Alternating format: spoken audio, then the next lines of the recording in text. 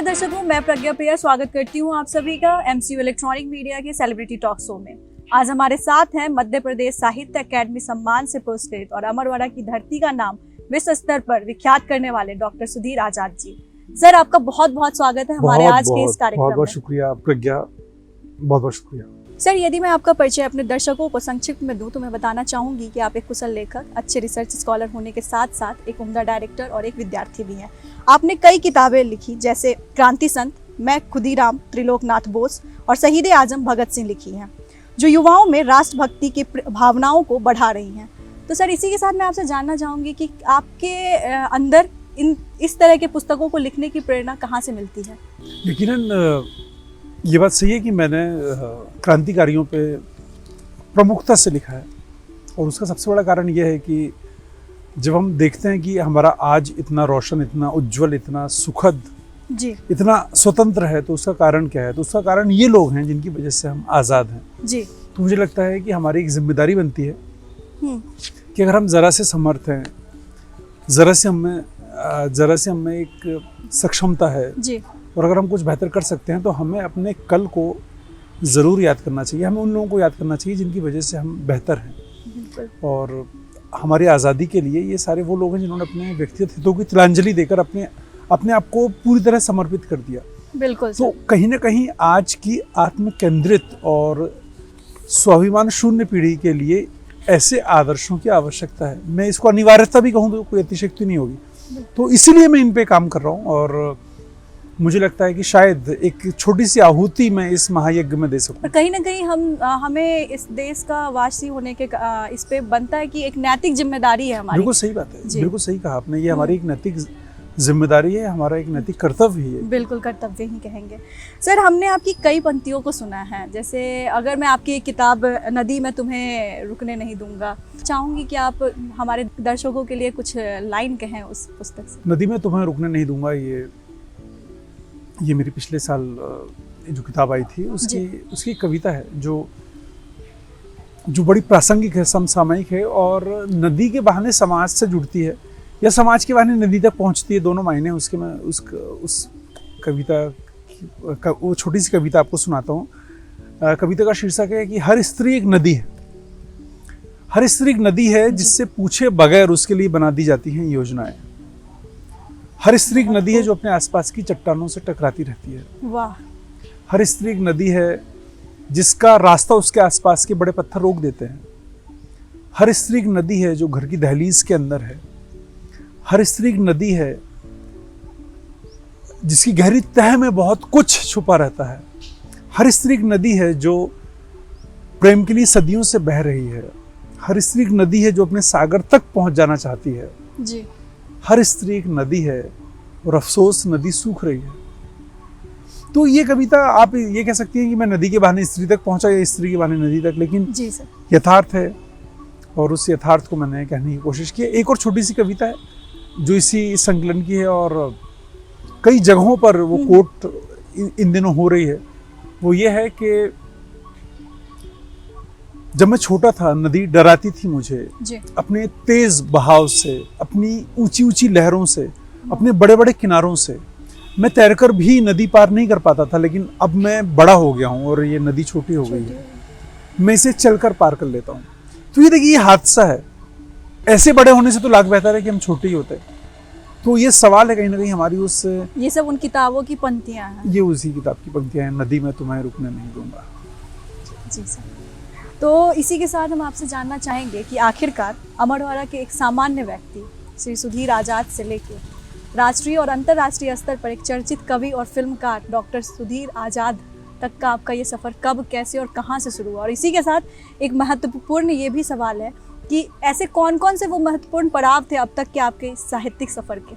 मुझे आपको मैं बहुत ईमानदारी से कहूँ, जब अमरवाड़ा की बात आपने की और वहाँ से मेरा सफ़र जो शुरू हुआ है और चल रहा है अभी तक, तो उसमें सबसे दिलचस्प ये था कि मेरे आसपास बहुत बेहतरीन लोग थे जी। अमरवाड़ा एक बहुत खूबसूरत जगह है, वहाँ के लोग दिल ही दिल हैं सारे। तो मुझे बहुत सारे अपने लोग मिले जिन्होंने हमेशा मुझे हौसला दिया। मैं जब वहाँ से निकला तो उस दरमियान भोपाल में, या भोपाल से दिल्ली, दिल्ली से मुंबई, मुंबई से पूना, पूना से दुबई, कोलकाता, हैदराबाद, बेंगलोर, इन सारी जगहों पे, इन सारे शहरों में, प्रदेश में, इन सारी जगहों पे मुझे बहुत बेहतरीन लोग मिले। और मुझे लगता है कि बेशर्त जो मुझे साथ मिला लोगों का, और इन सब के दरमियान जो कुछ विषय ऐसे रहे जिन पे मैंने काम किया, उन विषयों ने मेरे किरदार को और बेहतर किया है। मुझे ऐसा लगता है मैं इतना अच्छा इंसान नहीं हूँ, या इतनी बड़ी समझ या इतनी बड़ी बुद्धि मेरी नहीं है, लेकिन अच्छे लोगों के साथ और अच्छे विषयों के साथ रहा, मैं मंचते जा रहा हूँ मुझे लगता है, और मेरा सफ़र एक सही रास्ते पे चल रहा है। सर वाकई मतलब आपसे ये जानने को मिल रहा पहली बार कह सकते हैं, या फिर कह सकते हैं ये भी कि अच्छे लोगों को सब लोग अच्छे ही लगते हैं। तो आपका भी कहीं ना कहीं ये चीज़ है कि मैं जैसे आपसे बातचीत कर रही हूं। आपने मेरी तारीफ की, इसलिए आपको शुक्रिया। तो इस कार्यक्रम को बढ़ाते हुए हमारा अगला सवाल आपसे ये है कि आखिर कवि आज़ाद को क्रांति ही क्यों पसंद है?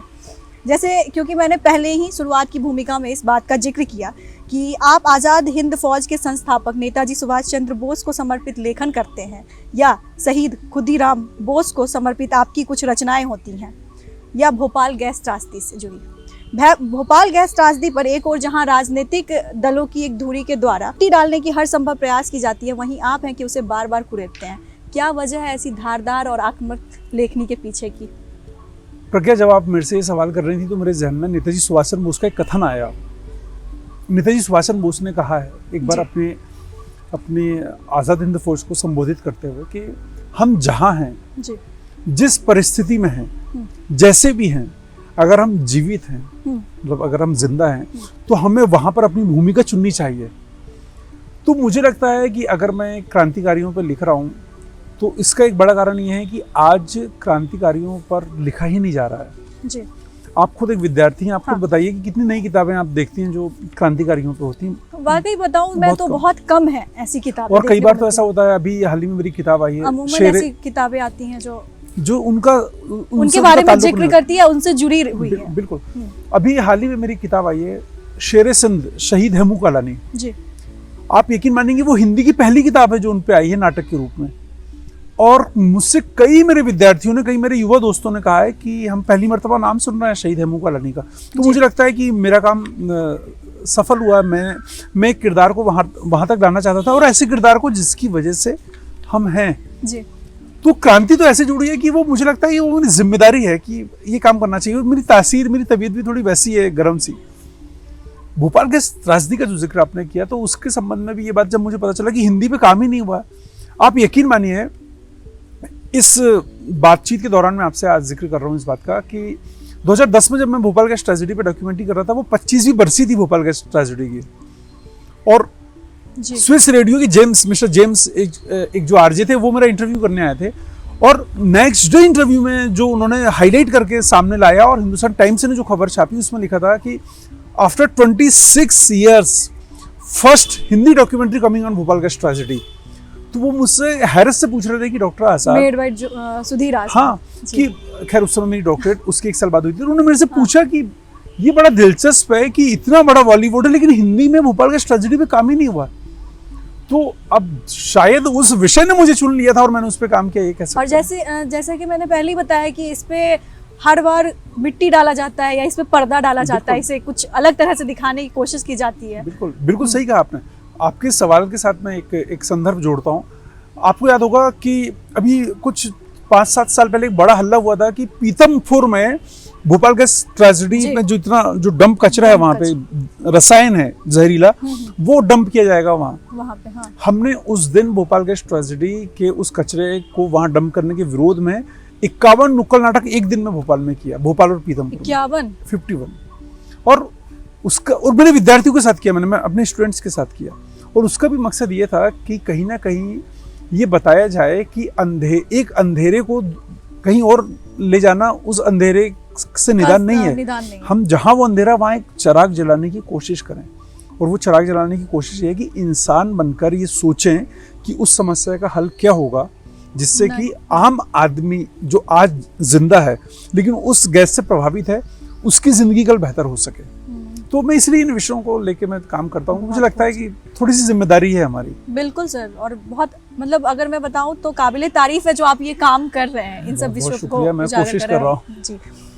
सर तो मतलब कैसी अनुभूति होती है जब आपकी लेखनी की तारीफ की जाती है या फिर आपको किसी सम्मान से अलंकृत किया जाता है? मुझे ऐसा लगता है कि शायद मैं थोड़ा सा सही काम करने की कोशिश कर रहा हूँ, या मैं जो लिख रहा हूँ शायद उसकी दिशा बिल्कुल सही है, और कहीं ना कहीं ये महसूस होता है कि वो प्रासंगिक है। चीज़ों का प्रासंगिक होना बड़ा ज़रूरी है।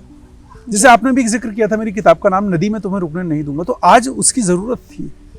अगर मैं आज पर्यावरण पे ना लिखूं, अगर मैं आज उस कल पे ना लिखूं जिस कल की वजह से आज रोशन है, अगर मैं ये बिल्कुल वही है कि मैं आपको बता दूं कि जिस किताब का आपने नाम लिया था, मैं खुदीराम त्रिलोकनाथ बोस, ये वो एकांकी है जो खुदीराम बोस पे हिंदी की पहली एकांकी है जी। अच्छा। और उसके लिए उन्होंने मुझे वो सम्मान के लिए चुना। तो जब वो सम्मान मुझे मिला तो मुझे लगा कि ये सम्मान मेरा नहीं है, ये सम्मान उनका है, क्योंकि वो विषय वैसा था। मेरी जगह कोई और भी लिखता तो शायद हो सकता है कि वो सम्मान वो प्राप्त करता, और उसका रीजन सिर्फ ये है कि वैसे विषय सामने आने चाहिए। आप इस चीज को बार बार कहते हैं कि विषय ने आपको चुना है, तो आप ही को चुना है, तो इसके पीछे भी कुछ है, तो हो सकता है उनको लगता होगा ये यही खाली आदमी इसी से काम करवाते हैं। बिल्कुल नहीं सर। जी सर, और इस पे आप कुछ कहना चाहेंगे या फिर मैं?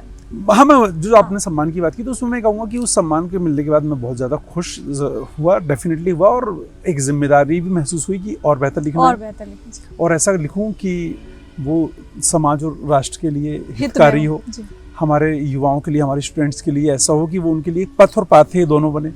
तो सर हमारे इस कार्यक्रम के बढ़ते कड़ी में मैं आपसे एक और सवाल करूंगी कि आगे की रणनीति क्या है आपकी? कोई नई डॉक्यूमेंट्री, कोई फिल्म, या कोई लेख, कविता संग्रह या उपन्यास, कुछ नया जो विमोचन की राह देख रहा हो या जिसका विमोचन होने वाला हो? मैं खुद पर्सनली बहुत एक्साइटेड हूँ इस सवाल को पूछते हुए कि क्या ऐसा है जो आप कभी आजाद उस चीज को रखे हैं? अभी मेरी एक किताब आ रही है, मैं भारत हूँ। ये 100 कविताओं का संकलन है जो बच्चों पे कविता, मतलब ये बाल कविताओं का संग्रह है। वाह। तो इस किताब का विमोचन अगले हफ्ते शायद भोपाल में ही होगा। और इन दिनों मैं एक वेब सीरीज लिख रहा हूँ, नेपथ्य। तो अच्छा। उसकी राइटिंग पूरी हो गई है, तो उसके बाद हम उसके शूट का प्लान करेंगे। थोड़ा उसके बारे में, जो ये आप डॉक्यूमेंट्री लिख रहे हैं उसके बारे में बता सकते हैं? ये वेब सीरीज है, नेपथ्य अच्छा। वेब सीरीज है, और ये जो थिएटर आर्टिस्ट की लाइफ का जो स्ट्रगल है, अच्छा, डिफरेंट 7 कहानियों का एक एपिसोड है। और हमारी रेकी हमने कर ली है उसके लिए, मतलब प्री प्रोडक्शन के लिए, कि हम भोपाल, कोलकाता, मुंबई और दिल्ली, इन 4 जगहों पे शूट करेंगे। तो आई होप कि जल्दी हम तैयार करेंगे जी। हमारे इस शो के कई ऐसे दर्शक हैं जो नए पीढ़ी के हैं, तो नए पीढ़ी के मन में साहित्य के प्रति रुझान कैसे विकसित करेंगे? बस अपनी ज़िंदगी को महसूस करते जाइए जी। आप अच्छा पढ़िए। मुझे याद है एक बार मैं डॉक्टर बशीर बद्र साहब से मिला था, पद्मश्री डॉक्टर बशीर बद्र साहब, और मैंने उनसे कहा था कि सर बेहतर लिखने के लिए क्या करना चाहिए? तो उन्होंने कहा कि 100 पन्ने पढ़ो और 1 लाइन लिखो। तो मुझे लगता है कि हमारे जो युवा हैं बहुत कमाल हैं, बहुत एनर्जेटिक हैं। लिखने की जरूरत, मतलब 100, उनका मायना ये था कि पढ़ना बहुत जरूरी है लिखने के लिए। तो अगर आप अच्छा पढ़ेंगे तो अच्छा गढ़ेंगे। तो मैं अपने दोस्तों को यही कह सकता हूँ कि बेहतरीन पढ़िए, बेहतरीन लिखिए, आने वाला वक्त आपका है, पूरा आसमान आपका है जी। तो मैं बताना चाहूँगी दर्शकों को कि जितना हो सके उतना पढ़िए, तो आप अच्छा लिख सकते हैं, अच्छा सोच सकते हैं। और सर हाँ, एक सवाल हमारा है कि सर आपका जो नाम है उसके नाम के आगे आज़ाद का क्या मतलब है? उसका मायना ये है कि वो मेरी तासीर बन गया है कि मैं बिल्कुल परिंदा जैसा हूँ, कोई बंधन नहीं, कोई बंदिश नहीं, बेतरतीब रहता हूँ, जो चाहता हूँ वो करता हूँ, जैसा चाहता हूँ वैसा करता हूँ। लेकिन जब ये नाम मेरे जहन में आया था तब मैं इतना समझदार या इतना सोचता नहीं था। तब तो बस आया कि मैं अपना नाम आज़ाद रखूँगा। और शुक्रिया मेरे पापा का, मैं ऊपर वाले का हमेशा ऋणी रहूँगा, इसलिए कि मुझे भगवान से बेहतर मेरे पिता मिले और उन्होंने ही मेरी तासीर बनाई है, मुझे लगता है। तो जब मैंने उनसे कहा तो उन्होंने कहा चल ठीक है आज़ाद। तो छठवीं का बच्चा कितना बड़ा होता है, वो जो डांट देते भाग जाता, लेकिन उन्होंने मेरी उस ख्याल की हिफाजत की, और उस ख्याल की हिफाजत की परिणति ये है कि शायद आज मैं थोड़ा बहुत इंसान जैसा बन गया हूँ।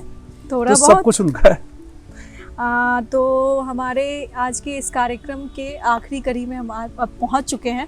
तो इसी के साथ जाते जाते हम आपसे चाहेंगे कि इस शो के माध्यम से आप हमारे युवाओं को कुछ संदेश देना चाहेंगे तो सर दे दें। मैं बिल्कुल अपने सारे दोस्तों से सिर्फ इतना कहना चाहता हूँ कि अगर आपको लगातार 2-4 दिन बहुत सुकून की नींद आ रही है तो आप सोचिए कि ज़िंदगी में कुछ खलल चल रहा है जी। तो बेतरतीब होके, बेचैन होके उठिए और अपने ख्वाबों के लिए आगे बढ़िए और बहुत शिद्दत से बढ़िए। वो कीजिए जो आपका दिल चाहता है, क्योंकि जो आपका दिल चाहता है वो आपके लिए सबसे बेहतरीन है। कुछ ऐसी पंक्तियाँ जो इस चीज़ को और मोटिवेट कर सकती हैं। बिल्कुल, मैं 4 पंक्तियां कहता हूं कि अनुशासित क्रमबद्ध पतझड़ से मधुमास बदलते देखा है, संयम के बल पर यौवन का विश्वास बदलते देखा है, उन निस्वार्थ सेवा भावना से संसार बदलना क्या मुश्किल, हमने संकल्पों के बल पर युग का इतिहास बदलते देखा। वाह सर, बहुत तो शानदार, बहुत खूब, बहुत जरूरी है। बिल्कुल सर। सर वैसे जाते जाते एक सवाल, आखिरी सवाल हमारा ये है कि आपने पीएचडी किया था, जो आपका विषय था नेताजी सुभाष चंद्र बोस के ऊपर, तो हमेशा इस चीज़ के ऊपर निरंतर एक सवाल उठते रहता है कि उनकी मृत्यु पे जी, या फिर इस विषय को चुनने के पीछे की क्या मतलब सोच देखिए, थी? इस विषय को चुनने के पीछे का भी जो सेंट्रल आइडिया था वो ये था कि जब मुझे पता चला कि नेताजी सुभाष चंद्र बोस पे अभी तक शोध कार्य ही नहीं हुआ है, तो ये कितनी बड़ी विडंबना है, बहुत ही कि हैरत ऐसा, की बात है। तो वो उस चीज ने मुझे उद्वेलित किया और मुझे लगा कि ये मेरी जिम्मेदारी है, मुझे करना चाहिए काम। मैं किसी भी विषय में शोध कर सकता था, पर मुझे लगा कि मुझे इस पे काम करना है, क्योंकि काम नहीं हुआ है। और ऐसा विषय, ऐसा व्यक्तित्व, मतलब एक ऐसा व्यक्तित्व जिसको देखते हैं आप तो आपका मस्तक गर्व से उठ जाता है, और जिसको आप महसूस करते हैं तो आपका मस्तक श्रद्धा से झुक जाता है। इतना बड़ा व्यक्तित्व, उस पर काम ही नहीं हुआ, तो मुझे लगा मुझे इन पे काम करना चाहिए। और उन पे मैंने जब अपना रिसर्च शुरू किया, और जैसा आपने कहा कि उनकी मृत्यु को लेके एक विवाद है या प्रश्न चिन्ह लगा हुआ है, तो चूंकि मैंने साहित्य के इर्द गिर्द उन पे काम किया है, हिंदी प्रबंध काव्यों को लेके, लेकिन इस विषय को लेके जब उनकी बेटी का एक कथन है और उस कथन को मैंने एक तात्कालिक, मतलब इसके अंतिम अर्थ के रूप में रखा है किताब में, जबकि मैं उससे उतना सहमत नहीं हूँ, लेकिन चूंकि बेटी ने कहा है जी। एमिली जो नेताजी की वाइफ थी, उनकी बेटी एमिली और नेताजी की जो बेटी थी अनीता पीकॉफ जी, उनका एक कथन है कि मेरी माँ के बाद इस संसार में मेरे पिताजी के अलावा मेरा कोई नहीं था, और अगर मेरे पिताजी जीवित होते तो वो मुझसे मिलने की या संपर्क करने की कोशिश जरूर करते। चूंकि उन्होंने ऐसा नहीं किया तो मैं ये मानती हूँ कि वो नहीं है। मैं जानता हूँ कि ये जो कथन है, इस कथन में भावात्मकता अधिक है, लेकिन चूंकि मेरे रिसर्च का जो ग्राउंड था वो लिटरेचर था, लेकिन मैंने इस कथन के साथ इस बात को यहाँ पे तक रखा है। लेकिन मेरा व्यक्तिगत मानना है कि कहानी और भी है, सच्चाई कुछ और है, कहानी और भी है, और लगभग सब जानते हैं, मानता कोई नहीं जी। बस ये। तो सर बहुत बहुत आभार आपका, आपने हमें अपना बहुमूल्य समय दिया, इसके लिए तहे दिल से, हृदय से आपका आभार। बहुत बहुत शुक्रिया प्रज्ञा जी, आपका, आपकी टीम का।